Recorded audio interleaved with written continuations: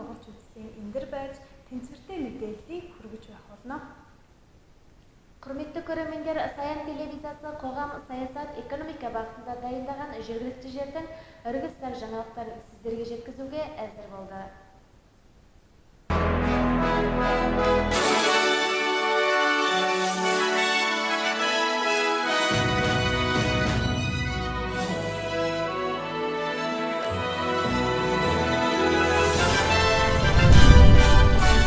Монгол Улсын ерөнхийлөгчийн 2010 оны 53 дугаар зарлиг Бэнт амир спортын цогц хөтөлбөр Монгол Улсын чирэгжүүлэх, бэлдэржүүлэх үйлчлэгийн ажлын хүрээнд хүн амын бие бэлтрийн хөгжил, чирэгжүүлэлтийн төвшинг тогтоох сорилын 1 сарын аян манай аймагт амжилттай үргэлжилж байна. Сарын аяны хүрээнд Бэнт амир спортын газрын арга зүйч ажилчид болон эрүүл мэндийн газрын арга зүйч нар хамтран өнөөдөр Баян-Улгийн аймгийн Бугуц сумын Бүүрэн дунд сургуулийн сурагчид болон цэцэрлэгийн хүүхдүүдийн сорилыг шалгав. Мемлекетіміздің президентінің 2010 жылғы 53-ші жарлығы дене шынықтыру спортының біріккен бағдарламасы Монғолия мемлекетінің шынықтыру іс-шарасы жұмыс аясында адамның физикалық дамуы, реакциялық білу сынақтарының бір айлық жорығы аймағымызда сәтті жалғасуда. Айлық жорығы аясында дене шынықтыру спорт орнының мамандары және денсаулық сақтау орындарының мамандары бірлесіп, бүгін Бугуц сумындық толық орта мектебінің оқушылары және аталмыш сумының балабақша бүлдіршіндерінің сынақтамасын тексерді.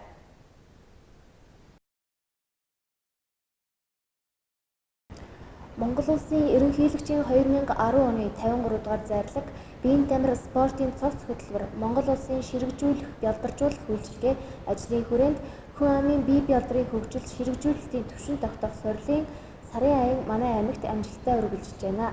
Сарын аяны хүрээнд Бэнт амир спортын газрын арга зүйч ажилчид, эрүүл мэндийн газрын арга зүйч нартай хамтран өнөөдөр Бугуц сумын Бүүрэн дунд сургуулийн сурагч болон цэцэрлэгийн хүүхдүүдийн сорилыг шалгав. Шалгалтанд сурагч хүүхдүүд амжилттай оролцож, өөрсдийнхөө хэр спортлог гэдгийг харууллаа. Тус сорилт цэцэрлэгийн хүүхдүүдээс бага, дунд, ахлах бүлэг бүгдээрээ хамрагдсан ба тэсвэрийн чанар, хурд тодорхойлох, тэнцвэрийн чанар, гар дээр сүнэлт, хөлийн хүч тодорхойлох, хэвтэй байдлаас үндих, уян хатан чанар тодорхойлох гэх мэтчлэн сорилтуудыг авч байгаа юм байна. Байгууллагууд сорилтоо маш их ач холбогдол өгч, идэвхтэй оролцож байгааг дээрх ажлыг хэрэгжүүлэгч аймгийн Бэнт амир спортын газраас мэдээллээ. Цаашид заавал өдөр дамжин заасан байгууллагаар хязгаарлагдах бус бүхий л байгууллагыг хамруулахыг зорж байгаа юм байна. Тус сорилт нь 2017 оны 4-р сарын 7-ноос 5-р сарын 7-ны хооронд орон даяар үргэлжлэх юм.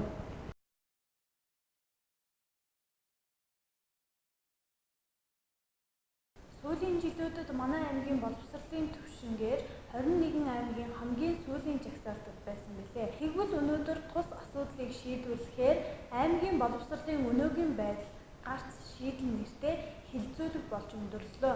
Энэхүү арга хэмжээг аймгийн иргэдийн төлөөлөгчдийн хурал, мэргэжлийн хяналтын газар, боловсрол соёл урлагийн газар, дэлхийн зүүн олон улсын байгууллага хамтран зохион байгууллаа. Соңғы жылдары біздің аймағымыз білім деңгейінен 21 аймақтың ең соңғы қатарын иеленуде. Бүгін аталмыш мәселені шешу мақсатында аймақтың бүгінгі білім дәрежесін шешу жолы атты келіссөз ұйымдастырылды. Бұл іс-шараны аймақтық азаматтар өкілдері құрылы, мамандық бақылау басқармасы, білім мәдениет өнер басқармасы және де Делфин Зон халықаралық ұйымдары бірлесіп ұйымдастырды. Сүүлийн жилүүдэд манай аймаг боловсролын түвшингээр 21 аймгийн хамгийн сүүлд жагсааж исэн билээ. Тэгвэл өнөөдөр тус асуудлыг шийдвэрлэхээр аймгийн боловсролын өнөөгийн байдал гарц шийдэл нэртэй хэлэлцүүлэг болж өндөрлөө. Энэхүү арга хэмжээг аймгийн иргэдийн төлөөлөгчдийн хурал, мэргэжлийн хяналтын газар, боловсрол соёл урлагийн газар, дэлхийн зүүн олон улсын байгууллага хамтран зохион байгууллаа.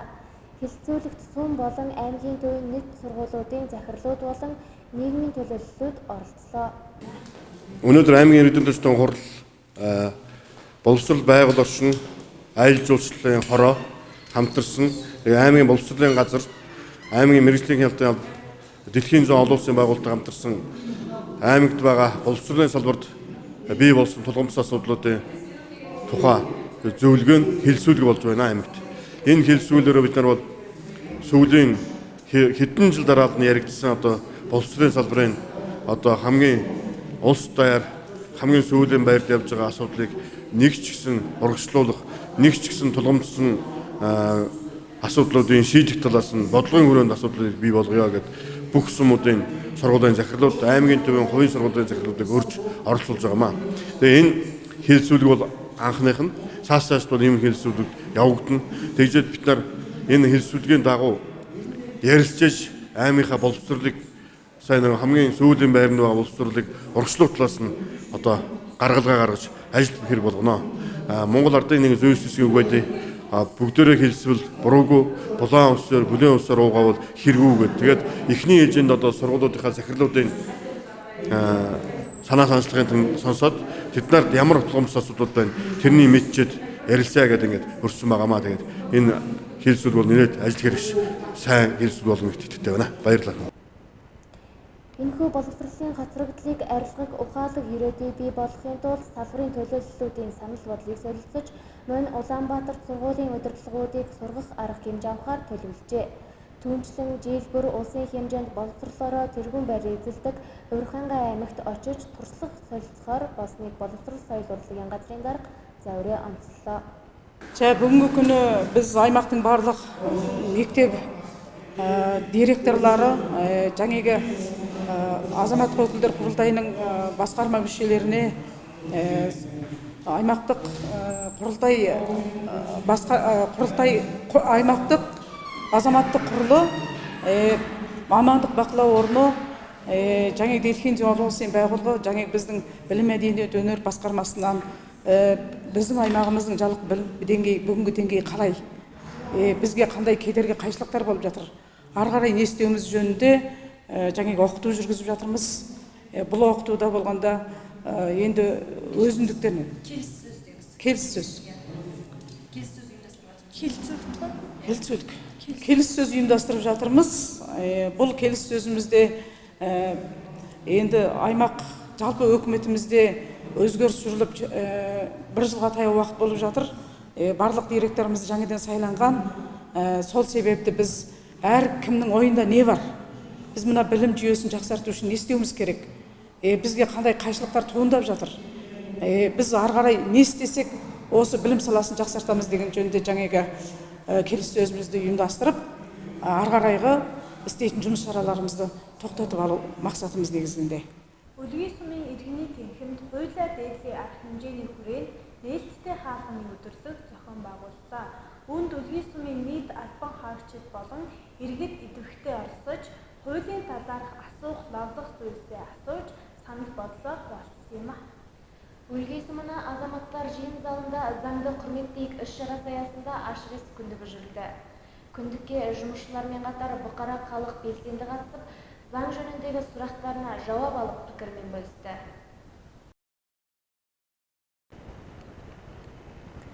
Үлгий сумын иргэний тэнхимд хуулиа дээдлийн арга хэмжээний хүрээнд нээлттэй хаалганы өдөрлөг зохион байгууллаа. Үүнд Үлгий сумын нийт албан хаагчид болон иргэд идэвхтэй оролцож, хуулийн талаар асуух лавлах зүйлээ асууж, санал бодлоос хуваалцсан юм а. Энэ нь иргэдийн хуулийн мэдлэгийг дээшлүүлж, зайлшгүй мэдэх шаардлагатай зарим зүйл заалтуудыг танилцуулах зорилготой байна.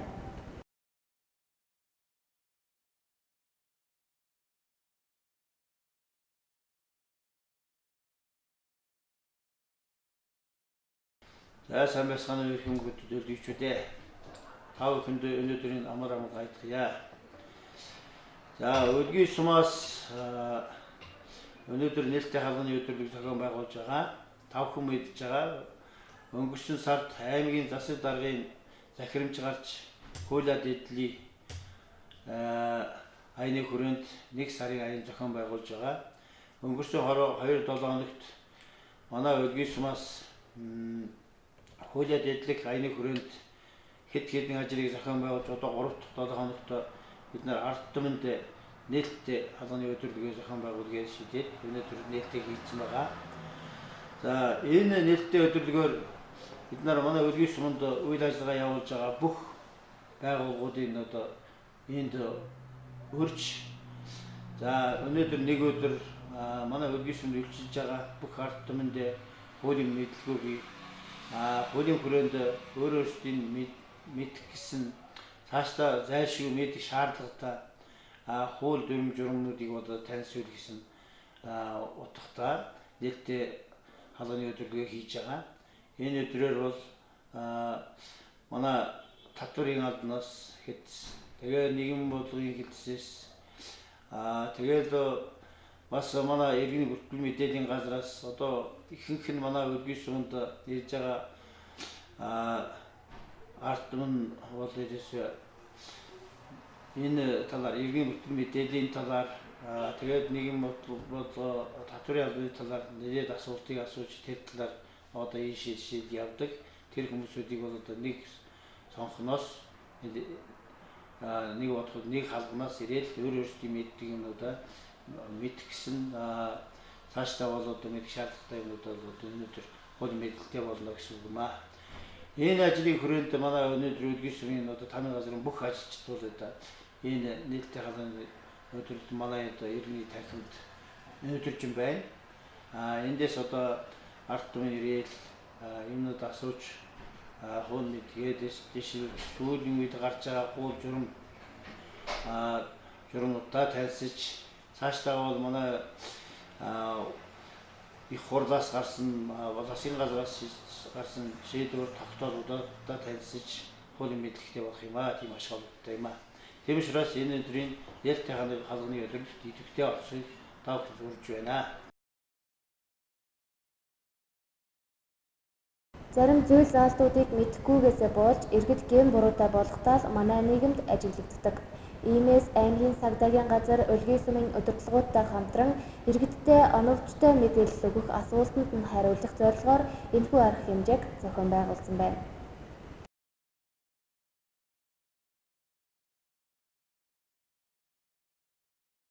Өнгөрөгчсөн байгалийн гамшигт үзэгдлээс болж орон байраа алдсан айл өрхүүдэд Кубейт улсын тусламжтайгаар Кубейт хотхон баригдахаар болжээ. Өнөөдөр тус үйл ажиллагааны нээлтийн арга хэмжээ боллоо.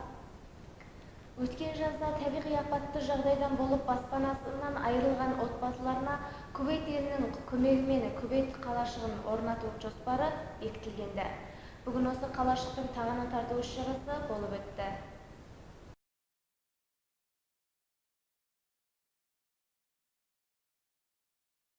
Өнгөрөгчсөн байгалийн гамшигт үзэгдлээс болж орон гэрээ алдсан айл өрхүүдэд Кувейт улсын тусламжаар Кувейт хотхон баригдахаар болжээ.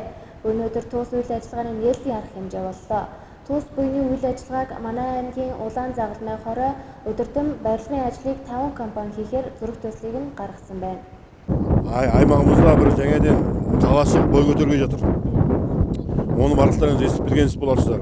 Өткен 2016 жылы елімізде аймағымызда мына 9-10, 6 бағытта сел болып 314 үй зардап шеккен. Соның қарсаңында Кувейт елінің елшілігінен жаңа салынып жатқан қалашыққа тауық су тарту мәселесін шешіп, сол шешілген мәселені көру үшін өзі келген жағдайда біз тағы да біраз үйлер отбасына үй керек екен.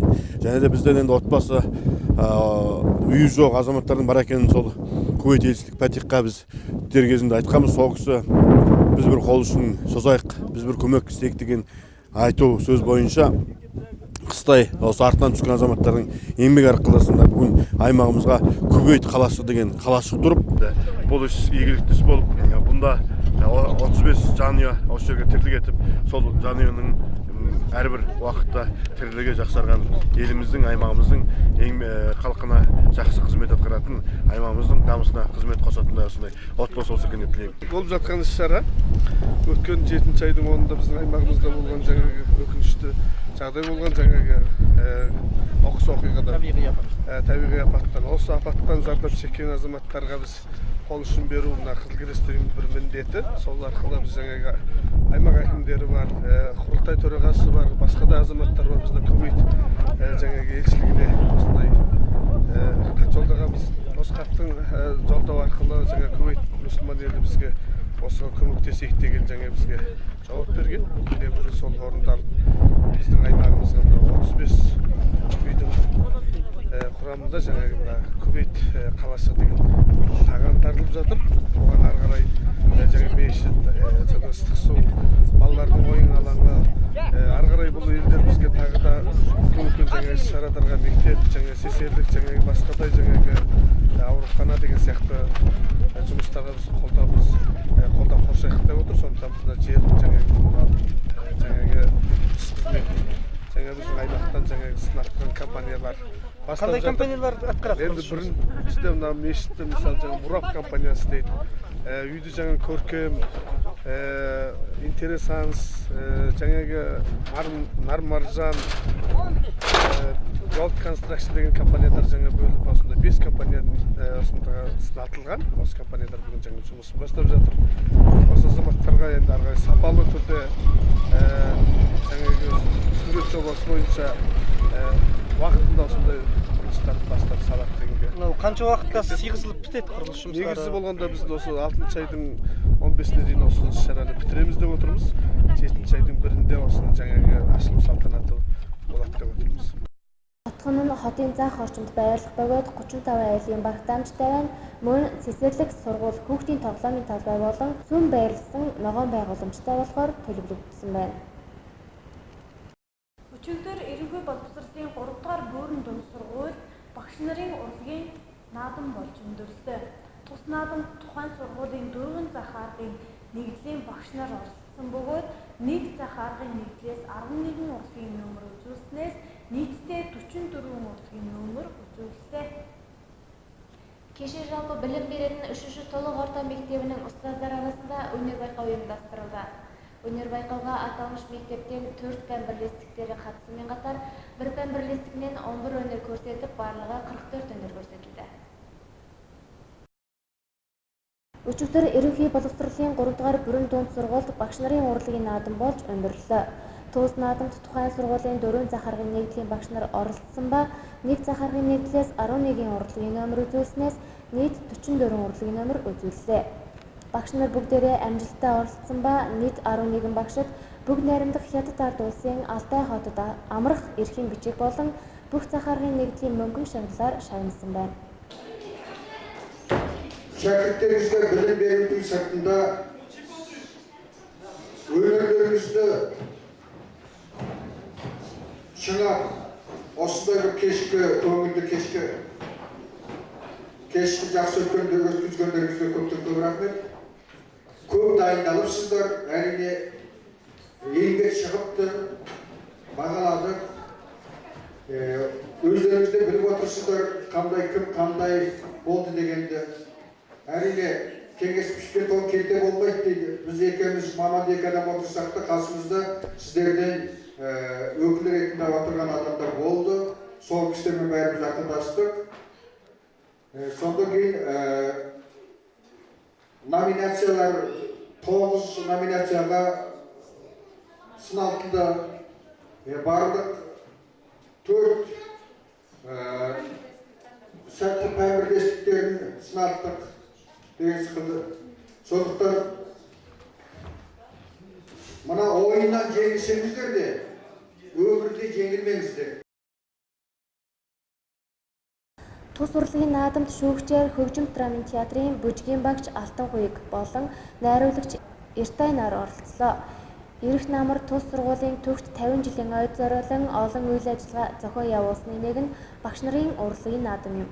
Тус урлагийн наадамд багш нар өөрсдийнхөө авьяасыг нэн харуулж бусдад үлгэр жишээ боллоо.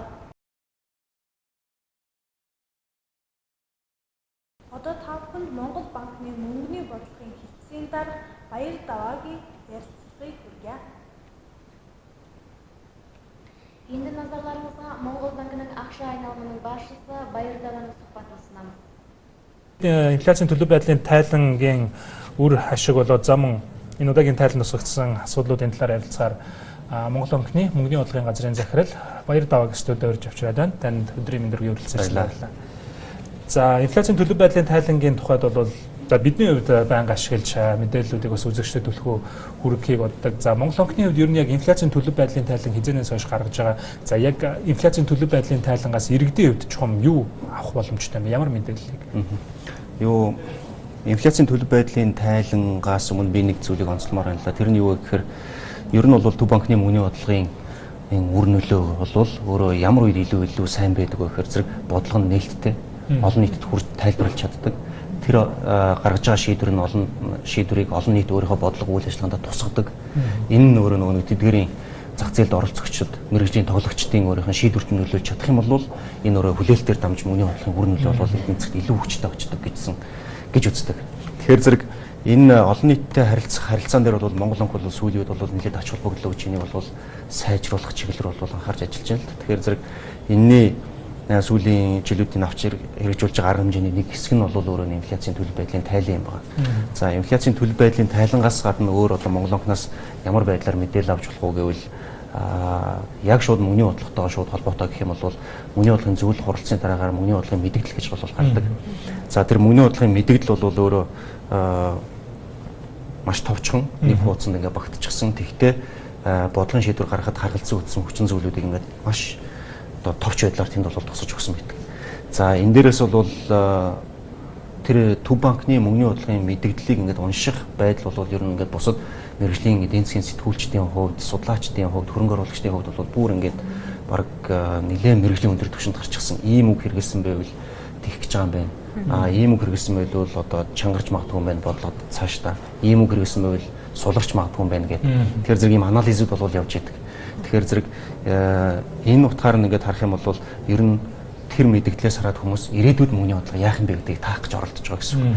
Ирээдүйд мөнгөний бодлого яах гэж байгаа юм бэ гэдгийг таах гэж оролдож байна гэдэг бол бодлогынхаа өнөөдөр гаргаж байгаа тэр бизнестэй холбоотой, хөрөнгө оруулалттай холбоотой шийдвэр дээр яах вэ гэдэг шийдвэртэн тэрийг тусгах гэж байгаа гэсэн үг. Тэгэхээр нэгдүгээрт нэг ийм бүтээгдэхүүн. Хоёрдугаарт нь ахаад мөнгөний бодлогын мэдээлэлээс гадна мөнгөний бодлогын зөвлөлт хуралцсны дараагаар мөнгөний бодлогын хуралдааны товч тэмдэглэл гэдэг юм бол Монгол банкны вебсайтаар бол гаргадаг. Энэ бус банкуудын хувьд ч гэсэн жишээ.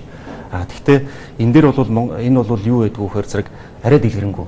За нэг нүүр биш те 3-4 хуудас юм. Тэн дотор ихэнхдээ юу байдг вэ гэхээр зэрэг гол мэтгэлцэн юун дээр өрнөсөн бэ?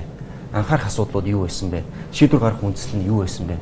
Эсрэг байр суурь гарсан шийдвэрээс эсрэг байр суурьтай байсан гишүүд ямар байр суурь илэрхийлж ирсэн бэ гэдгийг тэнд тусгаж өгсөн байдаг. Энэ бол Монгол банкны хувьд бол хуралдааны тэр тэмдэглэлийг аваад буцааж ингэж нэгтгээд тэгээд нэг 2-3 хоногийн дараа бол вебсайтн дээр бол тавьдаг. Энэ хоёр дахь бүтээгдэхүүн.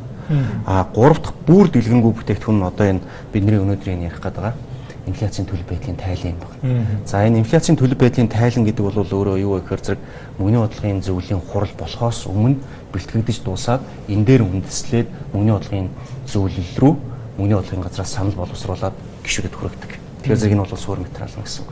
Тэгэхээр зэрэг энэ суур материал өөрөө юуны тусгал вэ гэхээр зэрэг бодлогын шийдвэр гаргахдаа баримтлсан материал нь энд байгаа гэсэн тооцоо судалгааных нь суур нь энд байгаа гэсэн. Тэгээд бодлогын шийдвэртэй холбоотой илүү дэлгэрэнгүй мэдээлэл хүсэж байгаа бол дэлгэрэнгүй тэмдэглэл бүр цаашаа бол энэ инфляцийн төлөв байдлын тайлан руу бол хандах.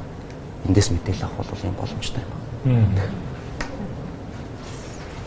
Тэгэхээр инфляцийн төлөв байдлын тайлангийн тухайд за хамгийн сүүлийн мэдээллийг харах юм бол одоо таны саяны тайлбарлсан дээр харах юм бол одоо 3 дугаар сард гарсан бодлогын шийдвэр дээр бол энэ удаагийн инфляцийн төлөв байдлын тайлан бол яг одоо таны урд байгаа тайлан бол гол суурь мэдээлэл болсон байх нэ гэж ойлгож байна. За бодлогын шийдвэрийг эргээд харъя. Тэгээд яг инфляцийн төлөв байдлын тайлангаас та баг зэрэг товч бас энэ удаагийн тайлангийн хамгийн гол мессеж нь юу байв гэдэг дээр мэдээлэл өгөх үү. За тэгье.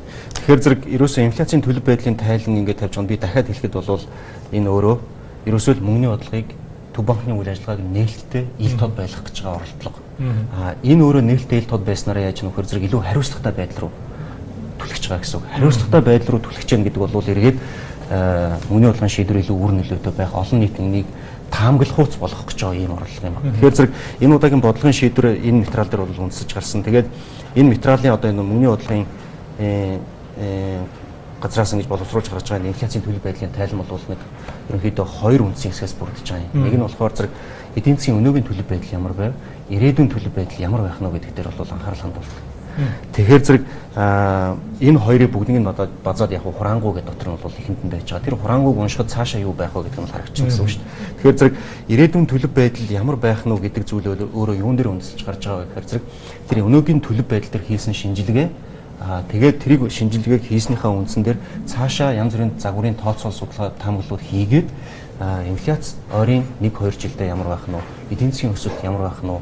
Зээлийн өсөлт ямар байх нь вэ? Мөнгө яаж үржиж бий болох нь вэ гэдэг зүйлүүдийг харгалзаж үзээд энэ дээр бол таамаглаа боловсруулж байгаа. Тэгэхээр зэрэг тэр ирээдүйн төлөв байдал дотор саяын дурдсаар бол таамаглалууд байх нь. Инфляцийн таамаглал, эдийн засгийн өсөлтийн таамаглал. Тэрнээс гадна энэ таамаглалд бид нэр ямар нөхцлүүд авч ашигласан бэ? Ямар гэдэг зүйл бас байж байгаа. Дээрээс нь энэ таамаглал бас зурж болно. Энэ таамаглал болгоос бусад төв банкуудын хувьд ч бол таамаглалууд бол зурддаг тий. Гэхдээ бол зорилго бол юу гэхээр зэрэг тэр таамаглалын алдааг аль болох бага болгохыг бол зорж ажилладаг.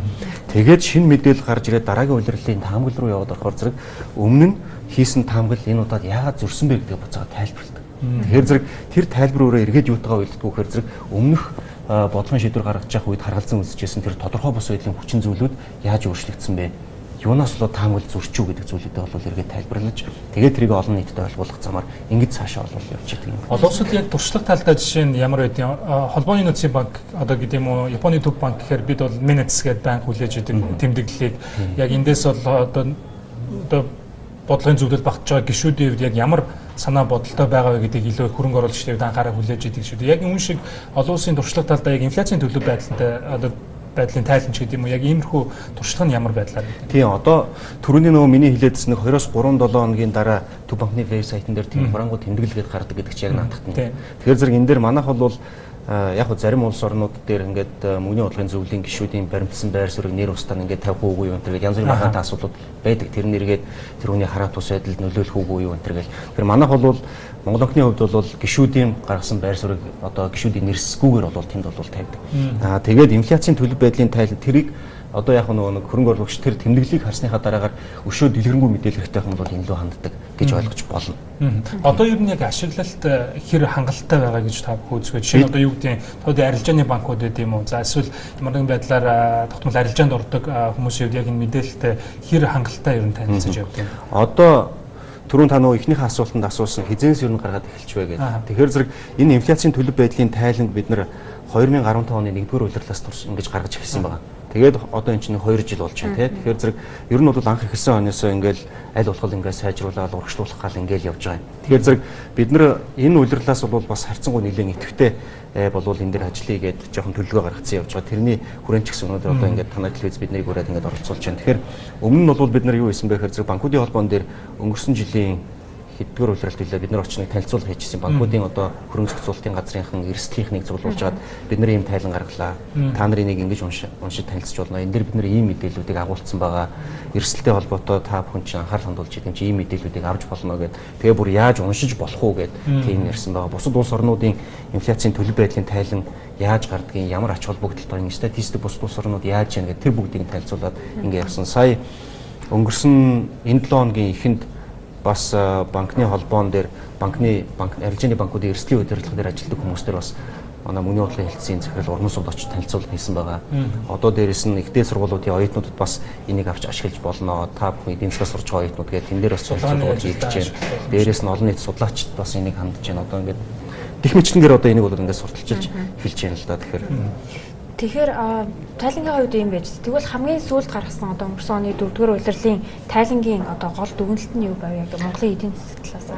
Одоо яг нь бид нар одоо нөхцөл байдлыг харах юм бол 2016 оны төгсгөлөөс эхлээд 2017 оны эхэнд бол бас нөхцөл байдал бол нэлээд өөрчлөгдөж байна. Тийм бид нар бол харж байна.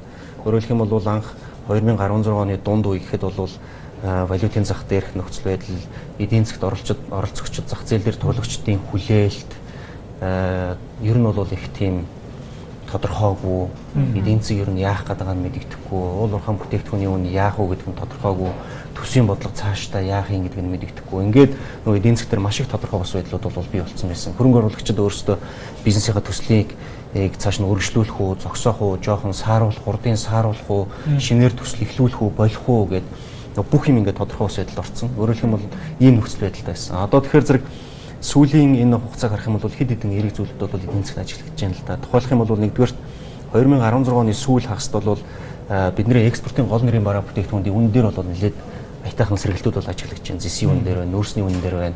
За энэ сэргэлттэй холбоотойгоор эдийн засгт энэс орж ирж байгаа дам эерэг нөлөөнүүд нь бол 2016 оны эдийн засгийн өсөлтөн дээрээс бол харагдаж байна. Тэгээд энэтэй уялдуулаад наашаа орж ирж байгаа тэр гадаад худалдаагаар дамжиж Монголын эдийн засаг руу орж ирж байгаа валютын урсгал сайжирсан байна. Эргээд ингээд дээрэс нь энэ эдийн засгийн нөхцөл байдал, зах зээлийн нөхцөл байдал ингээд тайвшраад ирэхээр зэрэг нөгөө эрсдлийн үн гэдэг юм бол өөрөө зах зээл дээр маркет риск премиум гэж ярьдаг те тэр зүйл бол бууж эхэлж байна. За энэ бууж байгаа нь өөрөө жишээлбэл юунаас харагдаж байна нөхөр зэрэг гадаад зах зээл дээр арилжаалагдаж байгаа засгийн газрын манай бондын сойрон бондын зээлдүүд өөрөө доошоо бууж эхэлж байна. Хөгжлийн банкны бонд жишээлбэл 30 хүрж исэн бол одоо сая шийдвэрлэгдэхийн өмнө бол бүр 4 бол бууж ирсэн. За дээрэс нь дотоод зах зээл дээр бол зээлийн хүү бос эргээд жоохон буурах тийм хандлага ажиглагдаж эхэлж байна. Засгийн газрын бонд дотоод арилжаалагч байгаа засгийн газрын бондын өгөөж шаарж байгаа өгөөж бол эргээд жоохон бууж эхэлж байна. Тэгээд дээрэс нь 2016 оны сүүл үеэс маш тийм одоо хүчтэй гэж хэлж болохоор одоо хийхэд маш хэцүү хэрнээ тийм бодлогын арга хэмжээнүүд бол хэд хэдийг бол төсөв талаасаа төв банк талаас бол авч хэрэгжүүлсэн. Энэ нь бол эргээд нөгөө нэг зах зээл дээр ингээ гажуудал үүссэн байсан тэр одоо үнэн дээр үүсээд ханшин дээр ч юм уу те энэ үүсчихсэн гажуудууд бол эргээд засагдж эхэлж байна. Дээрээс нь олон улсын валютын сантай энэ бодлогын алдааг засах, гадаад санхүүжилтэн дээр учирч байгаа дарамтыг засах чиглэлээр хөтөлбөр тохироод ингээд хөтөлбөр бараг ингээд эхний одоо урьдчилан нөхцлүүд бол бүгд ингээд биелдсэн одоо валютын сангийн хурал болох гээд ингээд хүлээгдэж байна.